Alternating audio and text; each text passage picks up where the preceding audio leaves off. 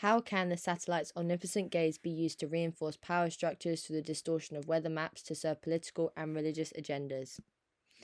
I started researching the God trick within Situated Knowledges, where Donna Haraway talks about a view from above from nowhere, nowhere being this idea of neutrality or impartiality, and in reality, this is actually the white male perspective.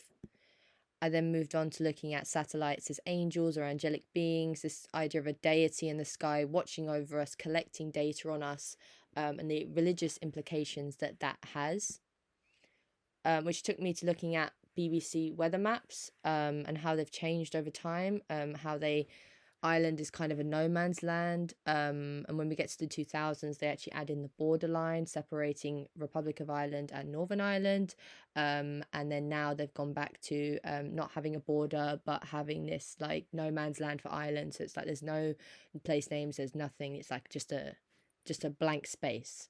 And then I was looking at the Irish Meteorology Office. They have their own one. This is especially important as Ireland there's a big growing issue of climate change there.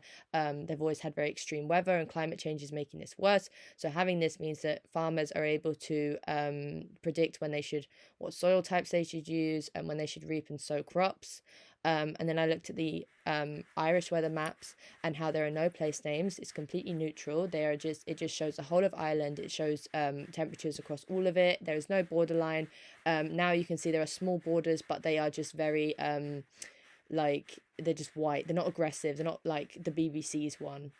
And then I went on to look at Storm Owen. This is particularly interesting because it's a good case study for the UK and Ireland. It hit both of them very badly. Red weather warning caused fatalities.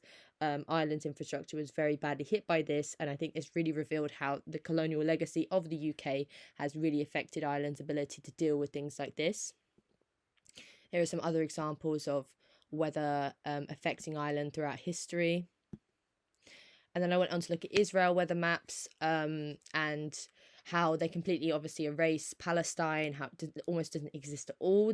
All the place names are obviously in Hebrew, and what does this mean for the people that live in Palestine in terms of nudging people towards how they see these people, how they see the situation.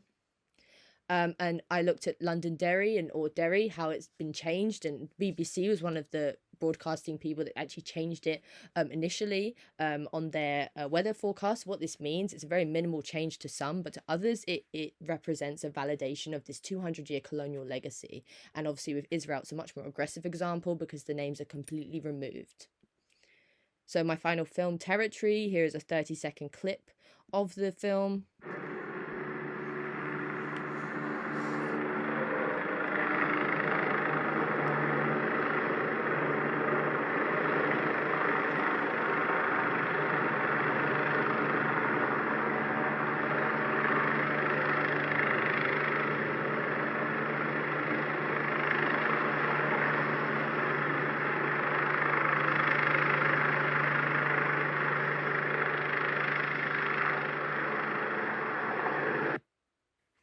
So within the film, I focused on using colour and the identity of flags. For instance, the Palestine flag with the red, the green and the black and the white as well. And obviously with Israel, you have the blue and the white, and the British flag is the red, white, blue, tri-sector flag for Ireland. And I focus on this idea of how, from a satellite's perspective, these are completely like neutral places, but then from us as humans, we corrupt them with our ideas of how we should see the land, and we nudge the audience towards how we should feel about those people in that land, what that land actually is, that is contested, that there is no real identity, when in fact that's completely